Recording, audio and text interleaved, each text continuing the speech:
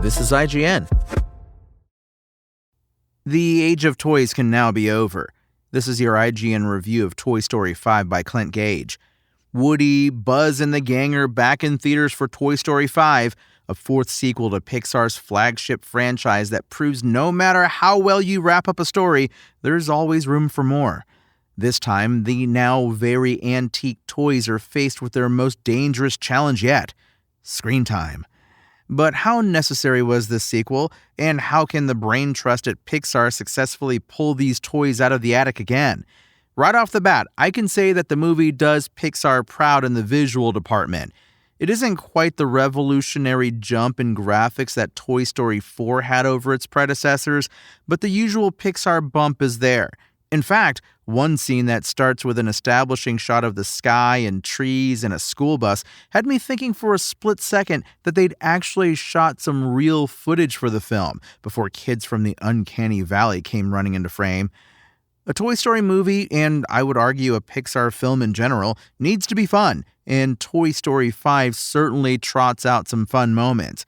The animation style of Bonnie's imagination and the scenarios she concocts while playing with her favorite toys is maybe the strongest of any such sequence in the whole series. And from a battalion of stranded next-gen Buzz Lightyears trying to find their way back to Star Command to forgotten toys wasted in the wake of tech, there are plenty of memorable laughs. Conan O'Brien in particular is hilarious as Mr. Smarty Pants, a potty training assistant.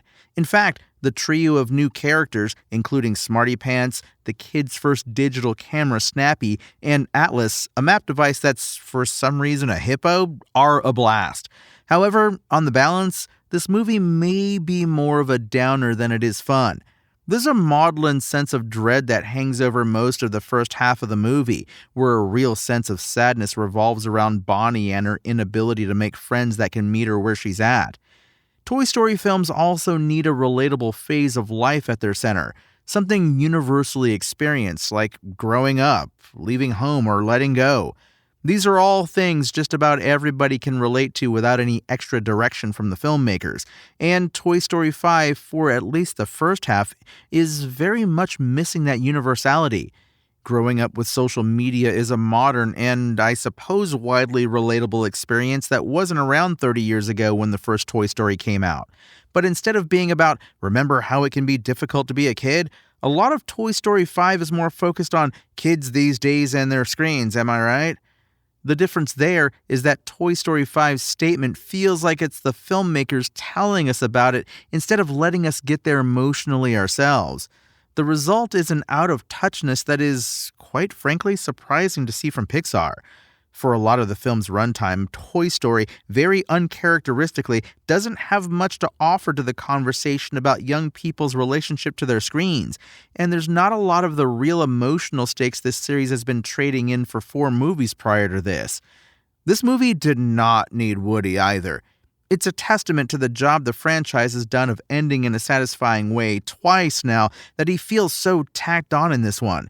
In fact, it's enough to make me wonder if he wasn't even in the early drafts of the movie until an exec got a hold of it and said, "Put the cowboy in, you maniacs." You could lift Woody straight out of the movie and there would only be 2 differences. One, the movie would be maybe 2 minutes shorter. He's got no business to do off on his own that affects the plot in any meaningful way. And 2, it would actually help out Buzz. This movie wants so badly to be a two-hander between Buzz and Jessie, and it almost pulls it off. But when Woody comes back and starts hatching plans, it takes away Buzz's agency. Buzz could have taken a next step into responsibility, adulthood, leadership, whatever box needed to be ticked for one of those universally relatable life phases that Toy Story has always hung its hat on. Instead, he just kind of keeps following orders, and it feels like an opportunity was missed in favor of rehashing some of his and Woody's old dynamic. From the midpoint of the movie, Toy Story 5 really starts to nail the things Pixar does best. It's adventurous, with well-choreographed and stylish action, and just a lot funnier. The heart of the movie finally shows up to deal with things, like what it means to really make meaningful connections or the distinction between games and actually playing. Woody also starts to fade into the background, leaning into more of a comic relief role than being front and center. And surprise, surprise, the film is better for it. Most importantly, after all the hemming and hawing about what's to be done with tech, the film finally takes a stand. It's not an overly ambitious one, or even one that will surprise you, but it was very necessary to walk out of the theater feeling good about it. All of my issues with the first half of the movie aside, Toy Story 5 manages to pull off an adventurous and resonant conclusion. With a handful of new characters adding some fresh batteries to the mix and sidelining the right legacy characters at the right time, the fifth installment of Pixar's main event finds another good way to wrap up. At least until the inevitable Toy Story 6. Toy Story 5's IGN score? 7 out of 10. Thanks for listening to IGN. My name is Tony Jackson, and for the latest updates on all things Disney and Pixar, visit us at IGN.com. SpokenLayer.